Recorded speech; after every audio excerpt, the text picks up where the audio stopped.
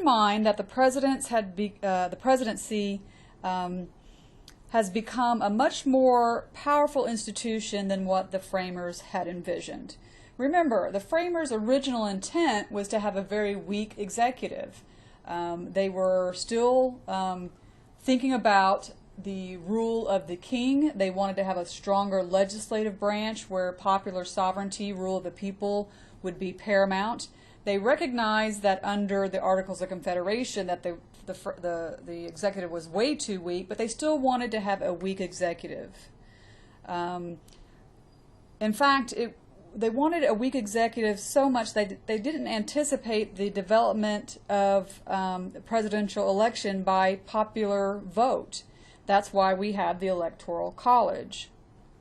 But over time, we've seen an expansion of presidential power, particularly in the 20th century, and now the 21st century, where presidential elections have become these tiresome ordeals because of the prize that is so highly coveted as the idea that a president can wield a lot of power and influence when it comes to politics at the national level and the international level.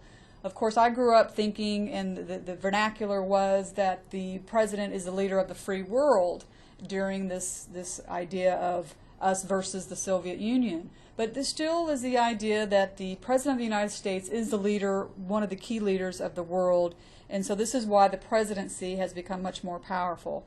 There's also an expansion of presidential power because of crisis situations, and we see this most evidently beginning with the Franklin Delano Roosevelt presidency in the 1930s.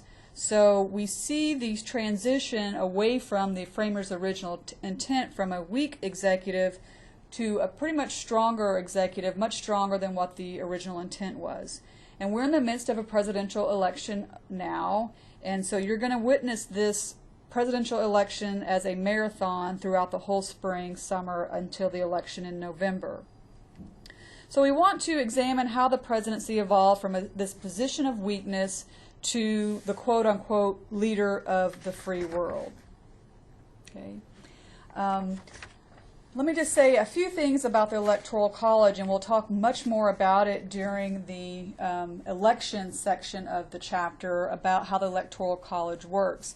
But keep in mind for right now that the Electoral College really is really grew out of the idea that the founding fathers, A, didn't think the framers or didn't think the executive was going to be that strong, but B, really didn't trust the average American to make this choice. And so this is why we have the Electoral College.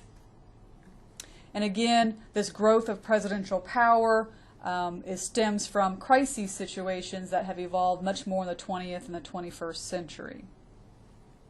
All right. This is a rendition, a painting of George Washington's swearing-in ceremony. And so while the framers wanted an executive to be stronger than what they experienced under the Articles of Confederation, these early presidents were far less powerful than they are today. And we can see that through the Constitution and the foundation of the executive branch. So this is found in Article 2. Remember, Article 1 of the Constitution deals with the legislative branch. And the fact that it's the first article is a big indication that the founders wanted the legislative branch to be the stronger of the two. So Article 2 establishes a unitary executive, that means one person, where executive power is vested into one president. Section 1 of Article 2 determines the choosing of the president through the implementation of the Electoral College. And the idea was this was going to limit the president's power because this indirect election sought to create a strong executive responsible to the state legislatures rather than the people. So just like senators, the candidates originally for the presidency were chosen by the state legislature, not like they are today. So the Constitution provided for the Electoral College where the state legislature would put forth candidates for the presidency. That's not how it is done today, but that's how it was done originally. Section 2 and Section 3 of the Constitution in Article 2 outlines the powers and the duties of the president. So the U.S. Constitution grants the president substantial military powers, diplomatic, legislative, and executive. And again, write those four down: military, diplomatic, legislative, and executive. So the president deals with the military in terms of his duty as commander-in-chief. He is the chief diplomat in terms of diplomatic powers. He has some legislative powers, particularly the veto, and then he has a lot of executive powers in his role as the president. And each one of the president's authority in each one of these areas has increased measurably over time. And again, national crises have contributed to the growth of presidential powers because the people expect that the president is going to be the strong leader during times of national emergencies. And in part that's because Congress is poorly suited to decisive and continuous action that emergencies require. Remember, Congress is a deliberative body. They debate, they go back and forth, it's compromise. So in times of crises, like the need for response to terrorism, for example, or Katrina in terms of a national disaster, the people look to the president to be decisive and efficient. And Congress isn't that way, and that's how the president has also increased the powers over time. So the changing world and national conditions have also enhanced the presidency as an institution. So these changes have placed new and greater demands on the federal government, demands that the president is in some ways much better able to address than Congress itself. All right. When it comes to who is eligible to be president, there are a list of formal qualifications, but there's also some informal qualifications. So these formal qualifications are just factual things that you'll need to keep in mind. You have to be 35 years of age to be president of the United States. And you have to have lived in the United States for at least 14 years, and you have to be a natural-born citizen. So if you're a natural-born citizen born in the state of Texas, but your parents moved overseas and lived there for however many years, and as a young adult you come back to the United States, you had to have lived here for 14 years before you become eligible to be president. But you have to be a natural-born citizen. That means you have to have been born in U.S. recognized soil.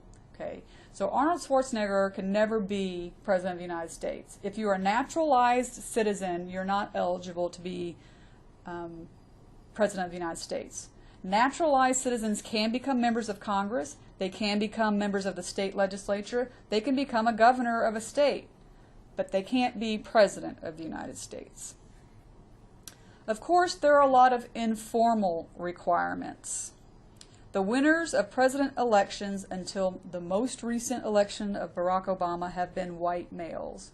Here's a picture of Victoria Woodhull, who was the first woman presidential candidate. You can tell by her dress that this was quite a while back.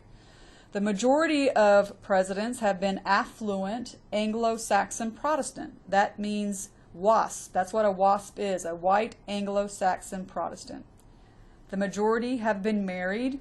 Up until recently, the voters have preferred one spouse, but recently with Ronald Reagan, Nancy Reagan was his second wife, and so being remarried isn't really a condition anymore. We see in the presidential primary on the Republican side, a lot's being made of the fact that Newt Gingrich has, this is his third wife, and so that becomes an issue that certain people are concerned about, but in general, most have been married.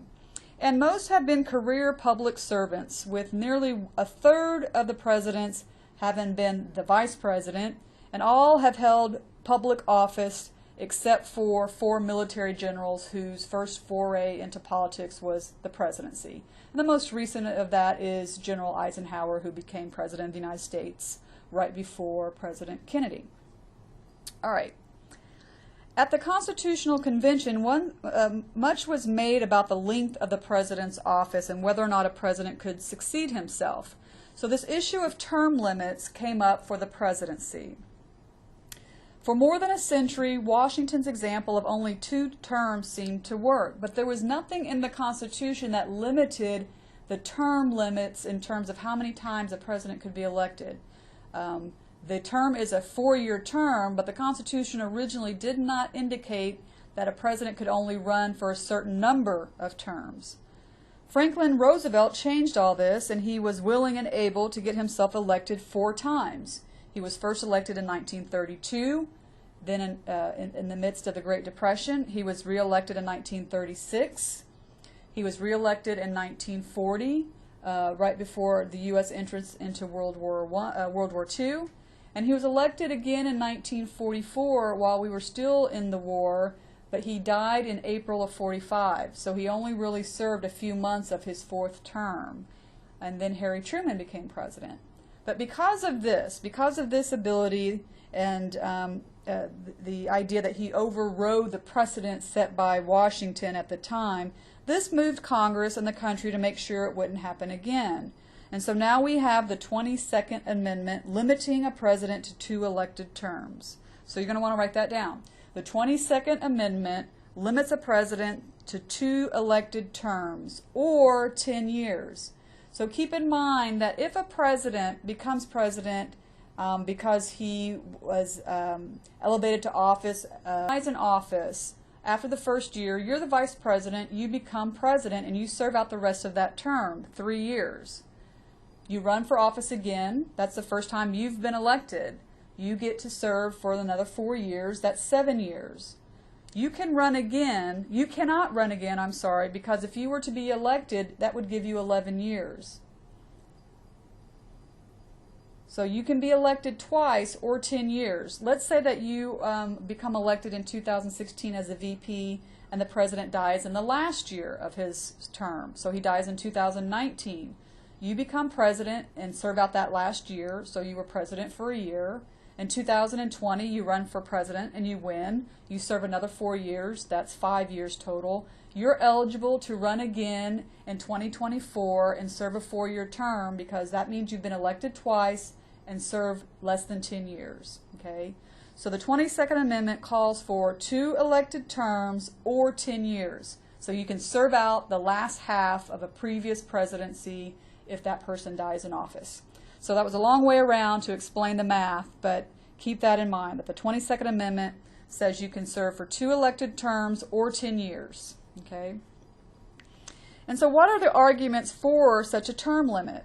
One argument is that it might deprive the country of the services of the very man most needed in perilous times. So those who argue against a term limit says, look, this person is who we need. Many people felt this way when President Clinton wasn't allowed to obviously run again in 2000 because he was term limited. So those who are opposed to term limitations say it might deprive the country of the right person at the right time. An argument for term limitation is that maybe a decade of being presidential, one becomes out of touch with the average American. Also, after a while, we start looking like a one-party country. And so after a while, people argue 10 years is a long enough time to dominate presidential politics.